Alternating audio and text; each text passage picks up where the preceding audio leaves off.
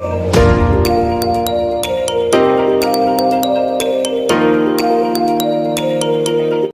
Morning बच्चों। इससे पहले वाले वीडियो में हमने जीव जनन कैसे करते हैं इसके 25 सवाल को देखा था। तो इस वीडियो में इसी चैप्टर के और सवाल को देखेंगे। तो आइए शुरू करते हैं। इस वीडियो का पहला सवाल है, एड्स किसके कारण होता है? ठीक है, तो एड्स एक याद रखेंगे क्या बीमारी है जो किसके कारण होता है? तो याद रखेंगे एक वायरस है जिसको बोला जाता है HIV।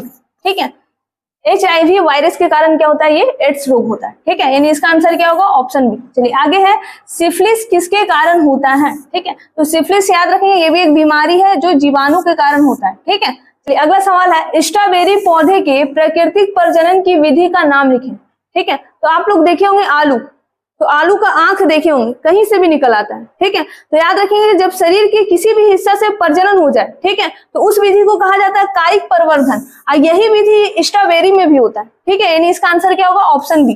अगला सवाल है, वे पौधे जो अलैंगिक जनन करते हैं, ठीक है, वो कौन कौन से हैं? तो याद रखेंगे क्या? गन्ना। ठीक है, गन्ना में अलैंगिक जनन होता है, बाकी सब में लैंगिक होता है। ठीक है, सवाल है, स्पाइरोगाइरा में प्रजनन किस विधि से होता है? ठीक है, तो स्पाइरोगाइरा जो है ये एक ऐसा जीव है जिसमें याद रखेंगे क्या कि इसका पूरा शरीर क्या हो जाता है? कुछ समय बाद क्या हो जाता है? विघटित हो जाता है। ठीक है, और वो पूरे शरीर से फिर क्या होता है? नया नया जीव का निर्माण होता है, यानी इस विधि को कहते हैं हम लोग खंडन। ठीक है, चलिए आगे है, अंडाशय, वर्तिका, वर्तिकाग्र पुष्प की किस जननांग का भाग है? ठीक है, तो याद रखेंगे ये तीनों जो है ना, अंडाशय, वर्तिका और वर्तिकाग्र, ठीक है, ये तीनों, जैसे देखिए थोड़ा सा यहाँ पे देख लेते हैं हम लोग, ये वाला जो हिस्सा है इसको बोलते हैं अंडाशय। ठीक है, इसको बोला जाता है वर्तिका, और इसका सबसे ऊपरी वाला जो हिस्सा है इसको बोलते हैं वर्तिकाग्र। ये तीनों जो हिस्सा है ये किसका है? स्त्री केसर का। ठीक है, चलिए आगे है, लड़कों में यौवन आरंभ के लक्षणों का नियंत्रण किस हार्मोन द्वारा होता है? ठीक है, तो हम लोग इससे पहले पढ़े थे कि लड़कों में जो भी चेंजिंग हो रहा है वो कौन से हार्मोन के कारण होता है? टेस्टोस्टेरोन। ठीक है, और यही टेस्टोस्टेरोन का निर्माण जो करता है वो कौन करता है? वृषण, यानी वृषण के द्वारा ही ये क्या होता है? टेस्टोस्टेरोन का स्राव होता है। ठीक है, इसी के कारण पुरुषों में जो भी बदलाव होते हैं यही हार्मोन्स के कारण होते हैं। ठीक है, यानी ऑप्शन बी हो जाएगा। ठीक है, अगला सवाल है, किसी पादप समूह के पौधे में जननांग पुष्प के भीतर होते हैं। ठीक है, ये भीतर पाए जाते हैं, यानी कौन सा ऐसा पादप समूह है जिसमें जो जननांग पाए जाते हैं वो याद रखेंगे पुष्प के भीतर, यानी फूल के अंदर पाए जाते हैं, वो कौन सा है? ठीक है, तो याद रखेंगे एंजियोस्पर्म। ठीक है, जिसको बोला जाता है आवृत बीजी। ठीक है, चलिए अगला सवाल है, निम्न में यौन संचरित रोग है। ठीक है, यौन संचरित रोग मतलब वह रोग जो सामान्यतः एक दूसरे के संपर्क में आने पर होता है। ठीक है, तो इसमें एड्स वगैरह भी आता है और गोनेरिया भी आता है। ठीक है, तो इसका आंसर क्या होगा? गोनेरिया। चलिए आगे है, पुंकेसर के अग्रभाग को कहते हैं। ठीक है, तो हम लोग देखे थे पुंकेसर यही वाला। ठीक है, तो इसका आगे वाला हिस्सा को क्या बोलते हैं? तो इसको बोलते हैं क्या? परागकोश। ठीक है, परागकोश, इसी के अंदर पाया जाता है क्या?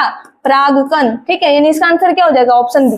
अगला सवाल है, निषेचन की क्रिया किस जीव में मुख्यतः होती है? ठीक है, तो निषेचन की क्रिया सामान्यतः हम लोग देखे थे जहां पे नर युग्मक, ठीक है, और मादा युग्मक दोनों क्या हो? आपस में मिले। ठीक है, तो उस क्रिया को कहा जाता है निषेचन। ठीक है, आइए याद रखेंगे पुष्पी पादप और साथ ही साथ जंतुओं में होता है। ठीक है, यानी ऑप्शन सी हो जाएगा इसका आंसर। अगला सवाल है, निषेचन के फल स्वरूप अंडाशय की दीवारें बनाती है। ठीक है, तो याद रखेंगे अंडाशय से फल का निर्माण होता है। ठीक है, तो इसका आंसर क्या हो जाएगा? फल।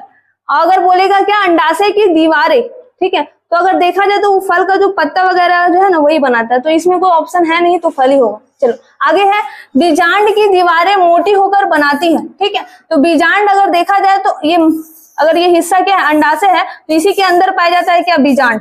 ठीक है, और इसकी जो दीवारें हैं वो याद रखेंगे क्या?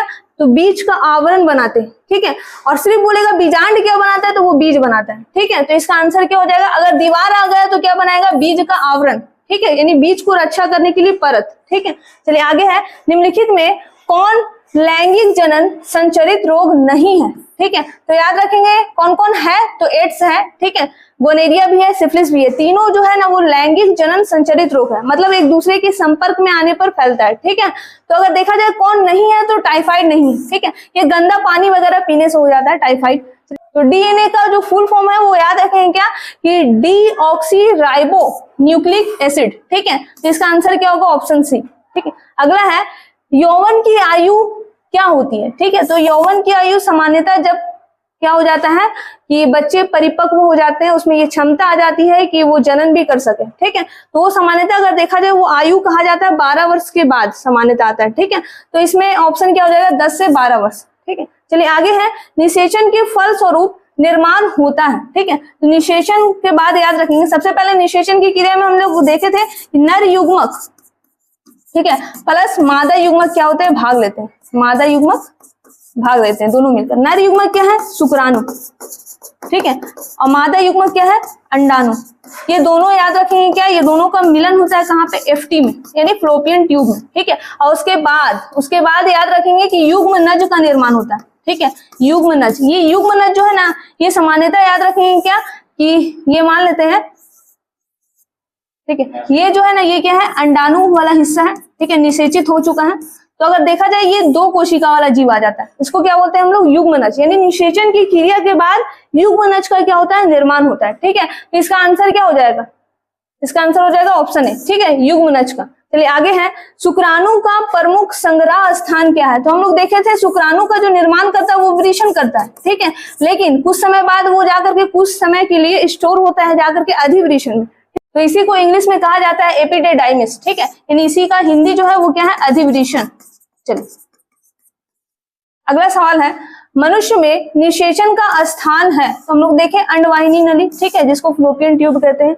नर में ऑपरेशन की विधि जिसके द्वारा परिवार नियोजन होता है क्या कहलाता है। यानी नर में अगर देखा जाए तो ऑपरेशन किया जाता है और उसके बाद क्या होता है कि बेबी का विकास, या ये कह सकते हैं कि बेबी का जन्म नहीं हो पाता, ये कहे कि निषेचन की क्रिया नहीं हो पाती। ठीक है, तो वो सामान्यतः क्या है आखिर, तो याद रखेंगे क्या कि ये जो है ना, बताते हैं थोड़ा सा, देखो यहाँ ये है वृषण। ठीक है, इसके ऊपर होता है अधिवृषण, और ये एक नली है। ठीक है, इस नली को कहा जाता है शुक्रवाहिका। अब थोड़ा समझो होता क्या है आखिर, ये शुक्रवाहिका जो नली है ना, इसी के माध्यम से ये जो शुक्राणु निर्माण किया है, ठीक है, इसी के माध्यम से आगे की ओर बढ़ता है। तो होता ये है कि ये जो नस है शुक्रवाहिका, इसी को क्या किया जाता है कि ब्लॉक कर दिया जाता है। ठीक है, अब जैसे ब्लॉक कर दिया जाएगा तो शुक्राणु आगे की ओर नहीं बढ़ेगा। ठीक है, तो इस विधि को क्या कहते हैं, तो कहते हैं नसबंदी। ठीक है, यानी वैसेक्टोमी कहते हैं। ठीक, चलिए आगे है कि जिस संरचना के द्वारा गर्भ पोषण और ऑक्सीजन प्राप्त करता है वह कहलाता है।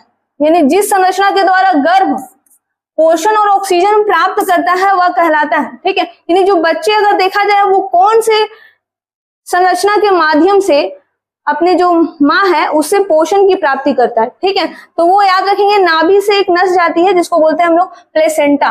ठीक है, या गर्भनाल बोलते हैं। ठीक है, गर्भनाल, इसी के माध्यम से बच्चों को अगर देखा जाए तो गर्भ में भी पोषण की प्राप्ति होती है। ठीक है, अगला है, डीएनए कहाँ पाया जाता है, तो डीएनए केंद्रक में है ना, कोशिका के केंद्रक में।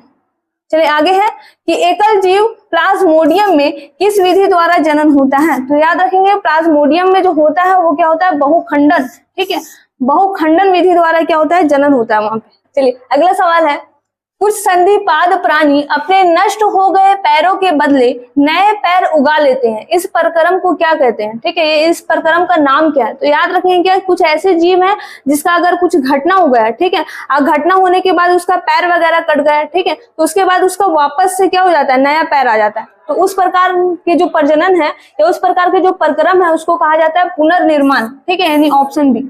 चलिए आगे है, मादाओं में प्रायः कितने वर्ष की आयु में अंडोत्सर्ग बंद हो जाता है, यानी अंडाणु का निर्माण बंद हो जाता है। ठीक है, तो कितने वर्ष की आयु में महिलाओं में सामान्यतः अंडाणु का निर्माण होता है, तो याद रखेंगे 50 वर्ष। उसके बाद अगर देखा जाए सामान्यतः बंद हो जाता है। ठीक है, तो ऑप्शन बी हो जाएगा। तो ये थे इस चैप्टर के कुछ और सवाल। अगर आपको इन सवालों में कुछ भी दिक्कत है तो कमेंट में जरूर बताएं और हमारे साथ बने रहें। तब तक के लिए धन्यवाद।